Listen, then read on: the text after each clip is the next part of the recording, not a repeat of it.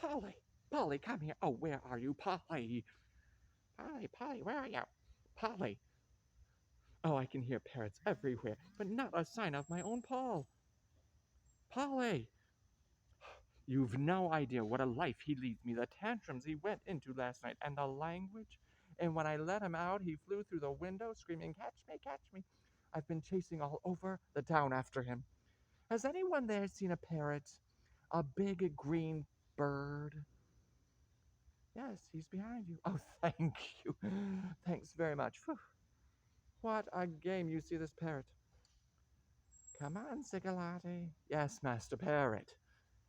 Just wait a minute, and I'll let you into a secret. Where have you been? Scratch a poll. Oh, you have led me a dance. Now, please come along with me. That's right. Well, this is my tale. A few years ago, there came to the court of Serendip here a great magician called Dorandart. Cigalati. Yes, yes, I know. Durandarte was a master of black magic, blue magic, green magic, every sort of magic, and I, Cigalati, was his servant. He performed many wonders at this court, and the king of Serendip was kind to him, so on leaving the palace, Durandati told the king two great magic secrets. Then Durandati took me into a dark corner and he said, Cigalati, Cigalati, what have I done? That's right, he knows. Oberon, king of the fairies, he said, is going to punish me for revealing fairy secrets to a mortal. He's going to turn me into a parrot for talking too much. Talking too much, Cigalati.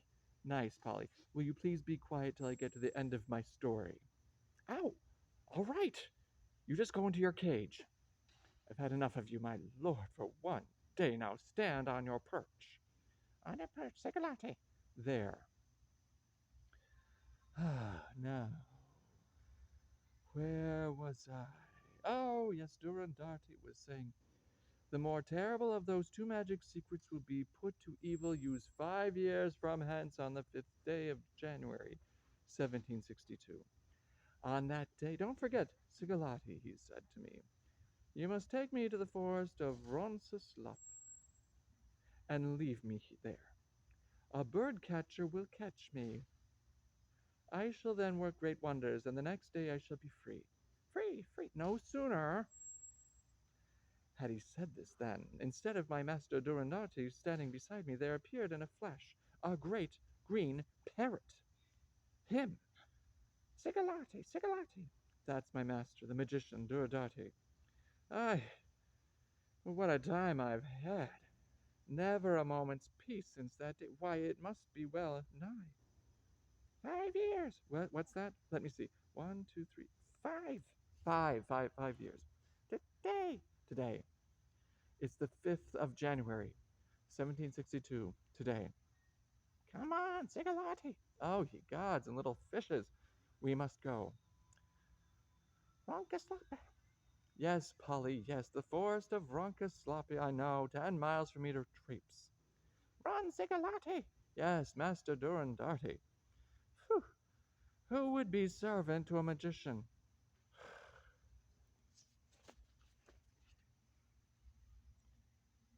And this, the king's privy chamber. Oh, so this is it. Yes, this is it, but don't hang about. Oh, Brigella, I'm all of a twitter. Cousin, this is not the time or place for you to be all of a twitter. What? An entrancing chandelier, just like the one we have in the drawing room at home. Better, of course. Smeraldina, for goodness sake, listen to me for a moment. This is a very serious business for both of us. I know. Is this real gold? Smeraldina, I warn you. If you carry on like an ignoramus, you'll upset the whole apple cart. You have to appear before the king. Oh, criminy. What a fright you look. What? Listen, Brigella. You may be the royal butler and live at court, but I know how to make an impression. The king will swoon to see me. That's what I'm afraid of. I can see myself remaining a butler for the rest of my born days. I know the king's taste. He prefers a little gaudy dish. He's one for style and distinction, not all these feathers and fripperies. How silly you are, my dear. Keep to your kitchen matters. I fancy I'm arrayed fine enough to make a beast fall in love with me, let alone a king.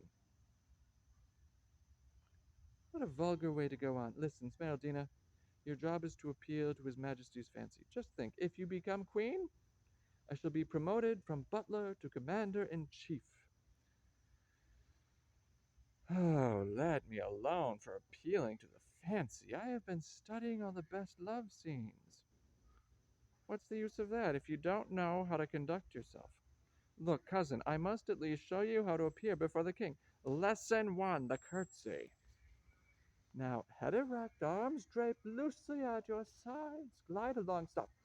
Right knee behind the left leg, and curtsy. Terrible. Go back and try again. Head erect, arms draped loosely at the arms draped loosely at the side. Glide along, stop. Have you lost control of yourself, Mr. Birdcatcher? Lost control of yourself. May one know what fancy dress ball you're going to, noble mistress? As a matter of fact, we are going to the royal privy chamber for the competition. To become queen. Yes, fellow, to become queen. Seriously. Seriously. Seriously? Seriously. Seriously. Seriously? What about your engagement to me? Shh. Clarissa. Trataglia. Tartaglia. Quick, Smeraldina, quick. Let's get out. I'd rather meet a wolf than that man. But who are you? Who are you talking about? Tartaglia, the Prime Minister.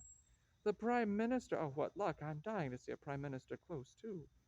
Smeraldina. Clarissa, look out. Here he is. The Prime Minister.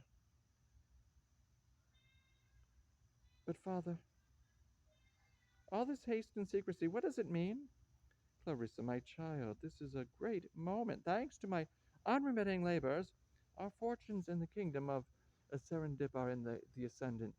That is well. You are a lady in waiting, and I am first minister. That is well, but better is to come.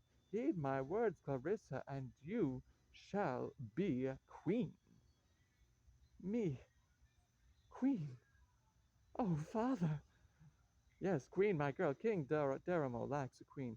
You are not ignorant of the fact that he has already interviewed in his privy chamber 2,748 princesses and ladies of high estate from all parts of the globe. But of all these, Deramo found not one to his liking. Then he would scarcely consider taking me for his wife.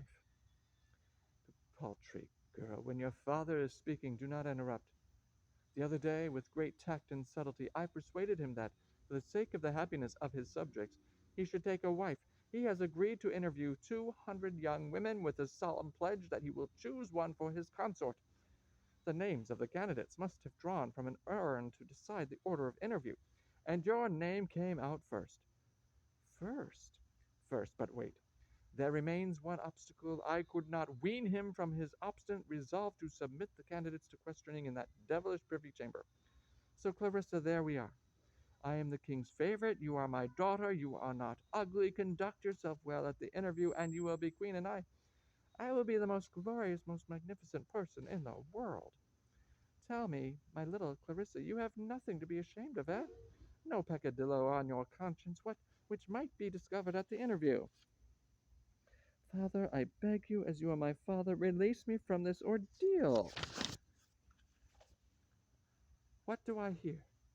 You willful baggage, you little mewing puss, would you oppose your father's will? No, father, no, but do not press me. By all the jewels in the crown, I will press you. Are you my daughter, Tartaglia's daughter, or a quivering little toad? I cannot undergo this trial.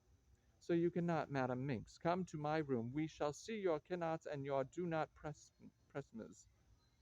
I will persuade you, even if I have to cut off your nose or bite off your ear. Do you understand? Nobody knows, my dearest Angela. Nobody knows, after all. It is called the King's Privy Chamber. And since privy means nothing more or less than private, it must follow that what takes place therein is, more or less, private. It would be more than impertinent to attempt to pry into what is, by nature, privy. Well, my son, do you wish to converse with me? Father, may I speak to my sister for a moment? Yes, my boy, you may, but be brief, as I have more to say to her myself. Thank you, sir. I have just seen my beloved Clarissa dragged off by her father, who is in a towering rage. What can this mean? Ah, Leander, we are all in trouble today. Clarissa has been selected to appear first before the king this morning in the competition for the choice of a queen. Clarissa to take part in that competition. Oh, my heart, I shall lose my love. Share yourself, dear brother. I feel we shall be rejected, all of us, and your Clarissa will be free. Oh, Angela, I have little hope. Dear father, if only we knew how the king makes his choice. My pet, there are in the world 2,748 princesses and noble ladies who would join you in that sentiment. The king received them in that privy chamber, asked them 3 or 4 questions, and then politely bade them farewell. Maybe he disliked their wit or their voice, or maybe he sees in their heart something he does not care for. In all my years of office, I have always found him wise, intelligent, and serious beyond his years. I venture to think that, in this particular instance, there is some mystery, black art, or I know not what. Father, why have you exposed me to such mortification if the king rejects me? Ah, my angel! I went down on my knees to him, I indulged in supplications, I implored him to exempt you, to no avail. You must undergo this ordeal, Angela, though it can but bring us shame and break my heart. I am afraid to present myself because I know I am not worthy of such a rank. But if by his questions the king is seeking sincerity and faithfulness, if he looks for love, how, what do I hear? Are you already in love, my child? Father, yes, I confess it. I have been bold enough to fall in love with my king. He will reject me, father, and I shall not wish to live, not because I have been scorned by a monarch, but because I am despised and rejected by the one who is my very life. Oh, poor dear me! But more than anything else, I fear the opposition of Tartaglia. His first ambition is to see his own daughter on the throne, and his second, to make me his wife. Tartaglia? After my daughter? That's very pretty. Tartaglia, that uncouth, uneducated upstart, the arrogant fellow to have designs on my daughter. Rabble, that's what he is, rabble. Father, you are right, my dear, I am losing my head. We might be betrayed, and he is a dangerous man. But we are alone. In this place, one never knows. Tartaglia is a great minister. Let us retire until your audience with the king. You are to be third, you know. Cupid, I commend myself to you. A very great minister. My my lord Pantaloon, a word in your lordship's ear. I cannot find my Chuck, my Smeraldina, anywhere. I dare not ask the first, the third, or the fourth ministers, but your excellency, the second minister, is kind and knows the court. To the point, my friend. Is it true my little hen, Smeraldina, is to be married today to the monarch of this realm? Ah, my poor bird catcher, to his majesty, that I cannot say. All our fates hang on what passes in this privy chamber. Farewell. My little country bumpkin, the king will certainly take you from me. If only I could catch her as easily as the birds in the forest of Rockinslop. Pretty, pretty, pretty, a goldfinch. Smeraldina. Smeraldina. One does not dally with a birdcatcher when the king is agog to meet one. Not so fast, my little country sparrow. You promised to marry me. A royal command overrules all promises. No, no, no. His Majesty wouldn't play me such a dirty trick. I shall go down on my knees to him. Your Majesty, I'll say, I, your humble servant, I'll say. Smeraldina. Yes, my dear. Having served, come along. I come faithfully. Hurry do. I'm all haste. All these years. You shan't go. I forbid it. Do you hear? Listen, Truffaldino. Our future queen does not toy with the idea of marrying a feather-brained bird-catcher. I'd rather have feathers in my brain than suet. Keep your fingers out of this pudding, butler. Gently, gently, gentlemen, or I shall faint. Oh, Truffaldino, I do well comprehend the depths of your sorrow, the irreparable damage to your heart, the acuteness of your grief. But, dear man, if you lose a wife, you gain a queen. But it's not the same thing. Come on, we shall be late. High to high fortune. Clarissa, come here. It is almost the hour for your interview, and you still persist in being as obstinate as a mule. Father dear, as I have tried to tell you already, I would like to please you, but I cannot go before the king. Cannot? You shall in first. No, no, father. So you would disobey your father, Minx. Well, since you force me to it, I must tell you that my heart is not free. I am in love already. I love Leander, and it would be beyond my power to conceal my passion from the king. With Leander, with the son of Pantaloon, with the son of inferior minister, a very inferior minister. You little tadpole, one more word of this abominable passion for Leander. It will be no more Tartaglia, father dear, but only Tartaglia, the Tartar. Please listen, father. There is one more reason. I would not enter into competition with Angela, my dearest friend. I know that she is in love with the king. Angela, Pantaloon's daughter, in love with the king. Oh, my lights, Angela, that pure jewel whom I had intended to be mine, by fair means or foul, in love with Deramo.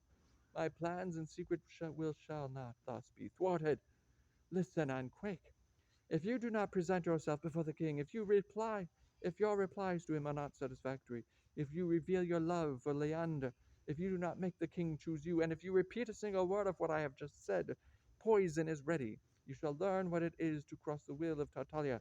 You shall be queen, or you shall die. Today, I must face the serious task of choosing me a wife. My wise and faithful Tartaglia, would I could take your word that I shall thus bring peace to my realm. If I choose according to my office, I may wrong my heart, and if I choose according to my heart, I may wrong my kingdom. In this most difficult of tasks, I cannot depend on my trusted Tartaglia. I cannot rely even on my own judgment. I must rely on a bloodless head, bust, precious secret of a great magician. Aid me once more with your faculty of laughing or of smiling when a woman is deceitful in your presence. A head, no body, no heart, a mere head, a plaster shell. But 5 years we have lived together, and you are like an old friend to me. I have relied on you, and I have hated you. For you made me realize to the full the loneliness of princes. 4 years ago you ruthlessly revealed by a plaster smile the traps and treachery beneath the graces of womankind. Yes, you made me despair of happiness, and I hated you. From then on I ceased to use your powers, lest you should utterly destroy my faith in humankind. Today, however, shall make a last experiment. Laugh if you see treachery or untruth, but I pray, may you yet remain as serious as a statue once. May I find a woman to rejoice my heart and grace my throne. So, my strange companion, I commend myself to you and to your master, Durandarte, the great sage and magician of the East. Durandarte, may I this time have cause to be grateful that you should have made this parting gift to help me rule this revelation of the mysterious powers of a statue. But here comes Tartaglia's daughter. We shall see if she be truthful. Bust, play your part. Come in, Clarissa, and be seated. Your Majesty, you need not feel intimidated by the presence of your king. Be at ease and speak freely.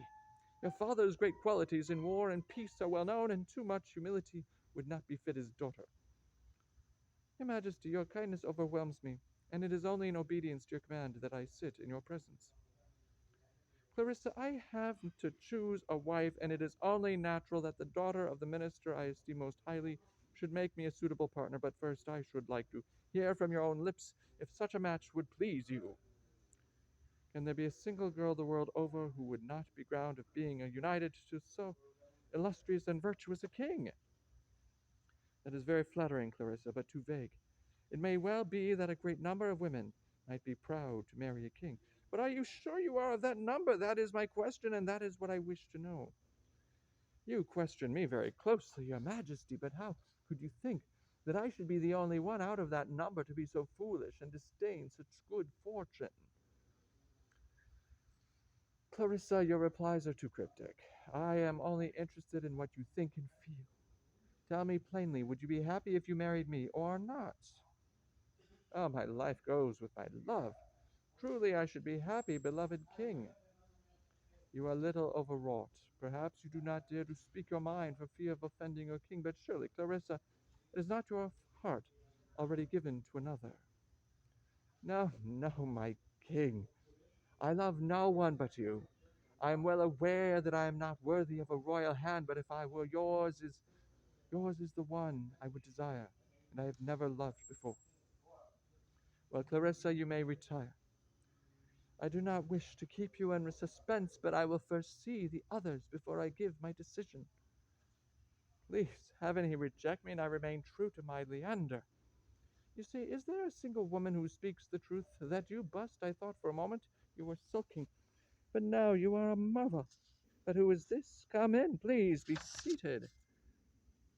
Let me see, are you not my brother Butler's cousin from the country? As you say, your Majesty, as you say, we come of distinguished country stock, but through calamities, misfortunes, you know, our circumstances are a trifle reduced. However, as your Highness will be the first to appreciate, poverty does not pollute noble minds. Quite, but tell me, good lady, do you love me? Ah, cruel tyrant, enchanter, how could you ask me such a question? From my childhood days I have languished for you. Pray let me hear more. If I should choose you to be my consort, and for example, I died before you, leaving you a widow, would you be easily consoled?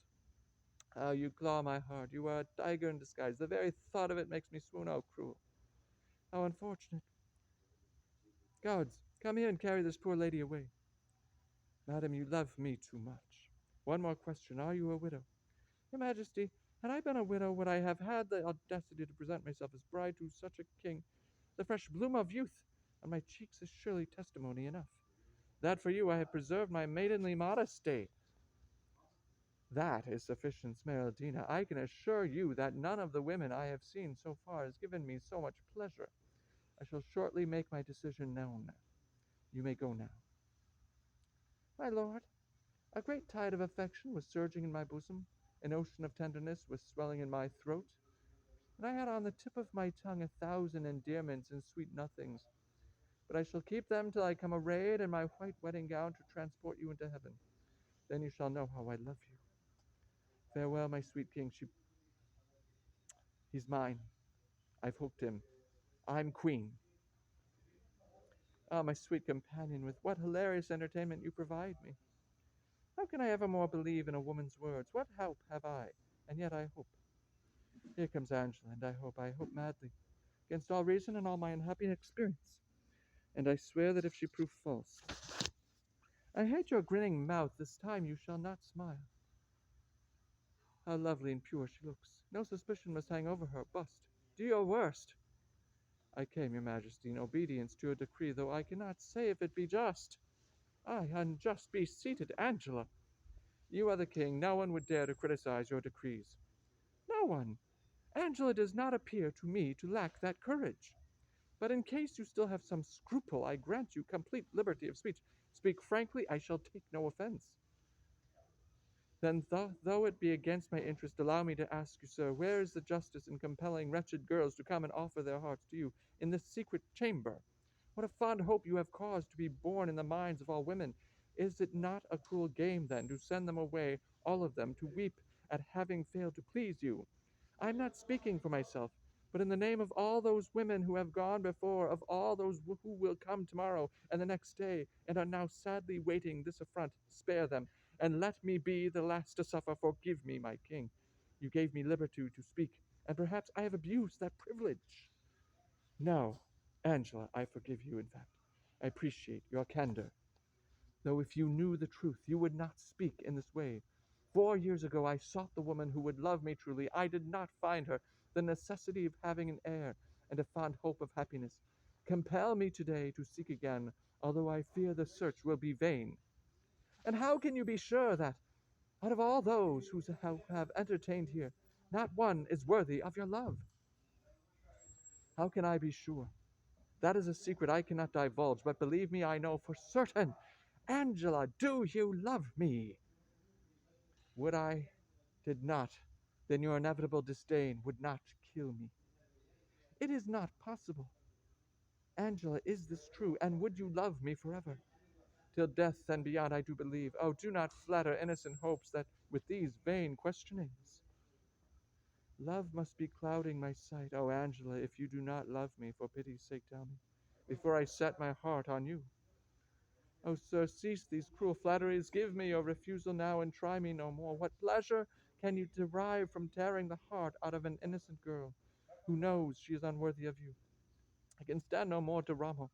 I can stand no more. In pity, let me go. Angela, my dear Angela, weep no more. My quest is ended. I have found the fair and noble soul I have been searching for. Ministers and guards, come in. Let the people rejoice. Here is the woman who loves me now and forever. Deramo, I am not worthy to be the wife of a king. My Angela, you would be worthy of a far greater king than I. Before this moment I despaired of finding happiness, and if I had not pursued my quest until it appeared tyrannical, I should have remained in despair forever and become an embittered king, unfit for ruling. Angela, you are my salvation and the salvation of my kingdom.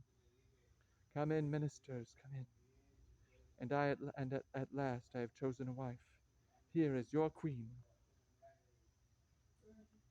My little girl, queen, your daughter, my good Pantaloon. I could burst with rage.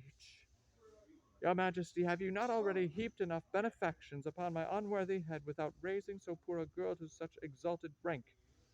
I am merely raising virtue to her rightful position. Angela alone was worthy of this tribute. Viva, viva, hurrah! Your Majesty could not have chosen better. Pantaloon, my hearty congratulations. Thank you, Tartaglia. I'll teach you who I am, you fawning old toady. My little one, never forget your humble birth, and don't become proud. But perhaps His Majesty will allow me to spend a couple of hours with my daughter to teach her a few useful maxims and give her fatherly advice. Do not offend me. Angela is my wife elect, if she is willing. My king, here is my hand, and with my hand, my heart and eternal faith. Eternal fiddlesticks, may your oath burn your tongue, but most beloved monarch, ahem. Could you not now perhaps divulge for what reason the other 2,750 ladies and princesses? Sir, I will tell you, 5 years ago, the great magician, Duradarte, who attended this court, made me a present of two great secrets, one of which is this, and the other. I am not revealing this simple plaster, but possesses the faculty of divining when a woman lies, and showing it by a smile. For all those women who came before me, my only Angela proved sincere. There, and now she's a great lady. And that bust laughed at Clarissa. Then my daughter is a liar. With your permission, I'm going to cut her throat. Stop, rash minister. Clarissa is in love with another. Her only fault was in fearing for some reason to disclose the fact. Angela, I wish to give you a proof of my faith in you. Let this infernal machine be destroyed, and with it all temptation to suspect. Do not scowl so, my faithful Tartaglia. You need not mope over your daughter. It is my royal pleasure. Let us revel. A general holiday shall be declared. We will celebrate with a festive hunt in the forest of Ronkislop. Tartaglia, see to it. Come, Angela. I'm coming, my king. My little girl, queen. But Tartaglia, on my honor as a gentleman, I cannot believe it. I must send a word to the social gossip column of the Serendipity Gazette. Of course, they will know already, but still, I'll send them word all the same. Angela, lost, lost. My daughter rejected. Blood and death, envy, jealousy, and madness gnaw at my vitals. But a man of my rank and fiber will not lightly support such mortal injury. A curse on my daughter, the king, Pantaloon. And that infernal bust. Let us revel. A festive hunt at Roncaslop. Is this the moment? But not so fast. Calm, Tatalia, calm. The forest of Roncaslop. That is my cue. There I will wreak such horrible revenge. Posterity's eyes will pop